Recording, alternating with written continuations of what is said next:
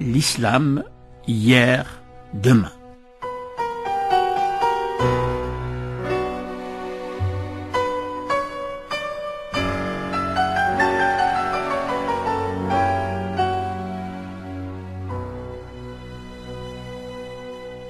Bienvenue à tous. Jusqu'à présent, lorsqu'on enseigne l'histoire de la philosophie, on l'enseigne essentiellement dans une trajectoire qui a été déterminée et choisie en Europe, puisqu'on étudie l'histoire de la philosophie grecque et on fait un grand saut par-dessus le Moyen-Âge, même le Moyen-Âge chrétien, pour arriver tout de suite à l'enseignement de la philosophie avec Descartes, avec Leibniz, avec Spinoza, et on continue avec la philosophie moderne jusqu'à nos jours, en Europe.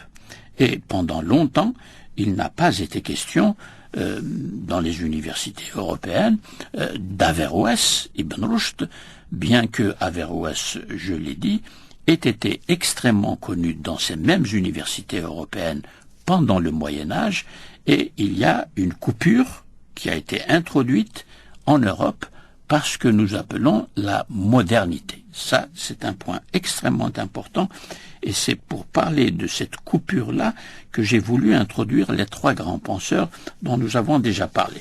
Et il faut très bien comprendre l'importance et les conséquences de cette coupure pour l'étude de la pensée islamique aujourd'hui. Pourquoi ? Eh bien, la pensée juive, comme je l'ai dit la dernière fois, a pu bénéficier des apports de la modernité. Spinoza était un juif et il a contribué en tant que juif à introduire, après Maïmonide, c'est le plus grand penseur d'origine juive, mais européen.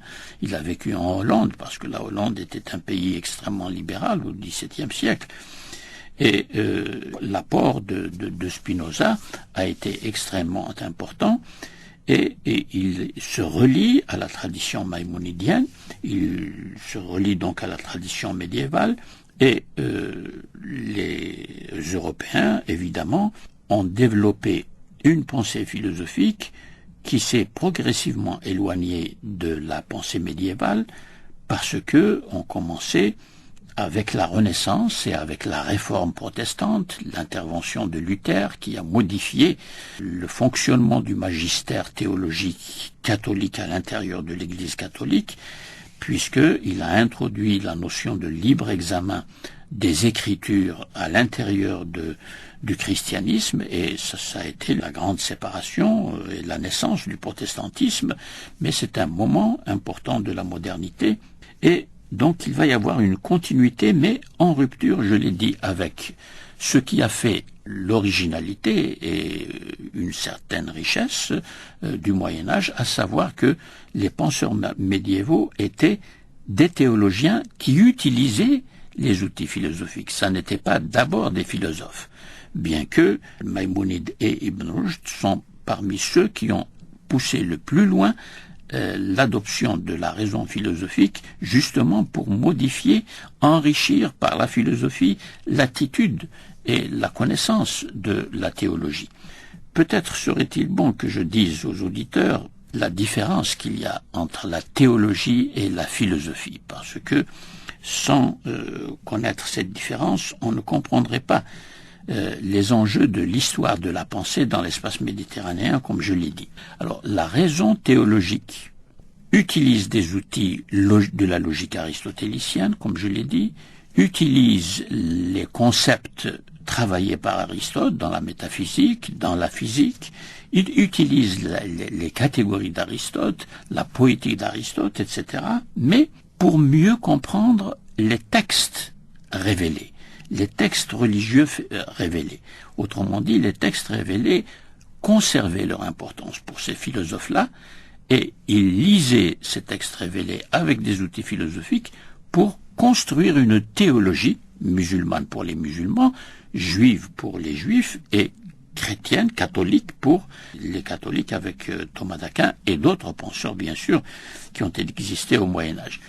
Tandis que la raison philosophique est une raison qui est indépendante du donné révélé. Elle ne s'occupe pas en premier lieu des textes révélés. Si elle lit les textes révélés, elle va les lire avec une raison interrogative, philosophique, qui va poser des questions de plus en plus concernant, par exemple, l'histoire des textes, comme le Coran, comme les évangiles, comme la Bible, c'est-à-dire l'histoire de la collection, de la mise de tous ces textes-là dans un même volume. Il y a une histoire de ces textes.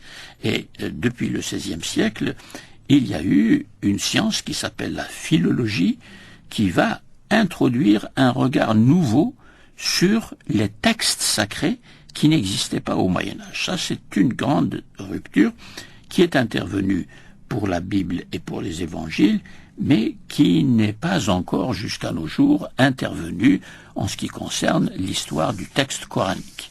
Bien que des chercheurs orientalistes se soient intéressés à l'histoire du texte coranique, comme le grand arabisant allemand Noldeke et d'autres qui se sont intéressés à appliquer les méthodes de la philologie à l'histoire du texte coranique, comme elle a été appliquée depuis le XVIe siècle pour l'histoire de la Bible et des évangiles. Et donc là, on voit qu'il se creuse une distance entre ce qui se passe à l'intérieur de la pensée chrétienne en relation avec la modernité, aussi dans la pensée juive, mais la pensée juive reste méfiante.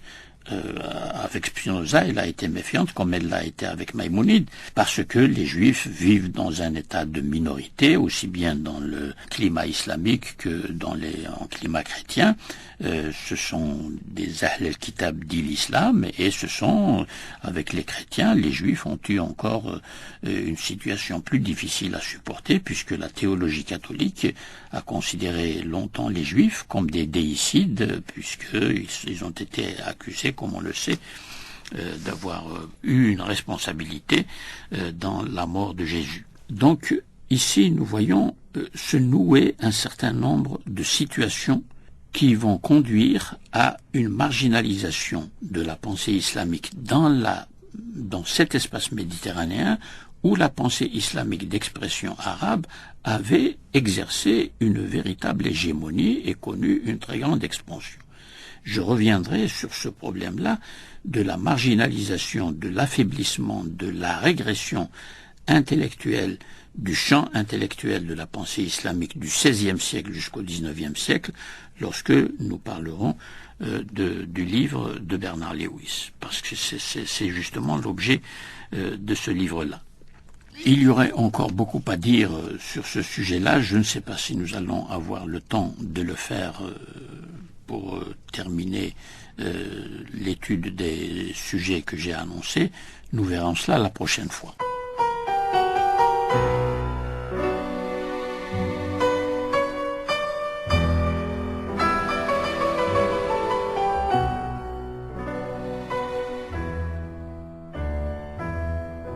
L'islam, hier, demain.